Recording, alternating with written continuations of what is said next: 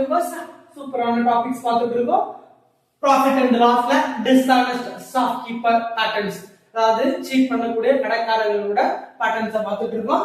A dishonest shopkeeper sells salt at a rate of rupees 18 per kg, which he buys at 15 per kg.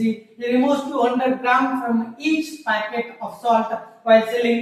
Find his profit percentage. என்ன क्वेश्चनனா 15 ரூபாய்க்கு வாங்குறாரு, 18 ரூபாய்க்கு செல் பண்றாரு.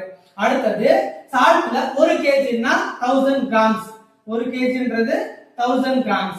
அதுல என்ன பண்றாரு, 200 கிராம் கட் பண்ணிட்டு 800 கிராம் தான் வந்து பாத்தீங்கன்னா கஸ்டமருக்கு கொடுக்குறாரு. என்னன்னு சொல்லி 1 kgன்னு சொல்லி. அப்போ ப்ராஃபிட் பர்சன்டேஜ் என்ன அப்படின்னு கேக்குறாங்க.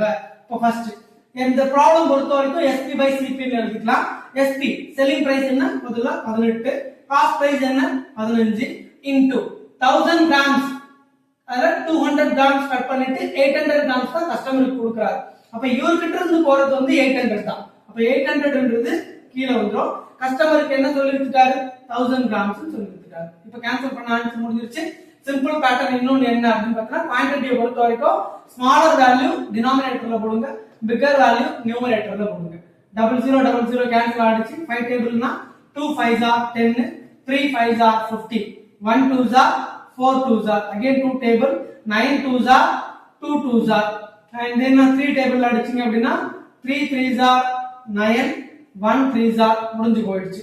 அப்ப பேலன்ஸ் இருக்குது SP divided by CP equal to 3 by 2. அப்ப SP ஓட வேல்யூ 3, CP ஓட வேல்யூ 2.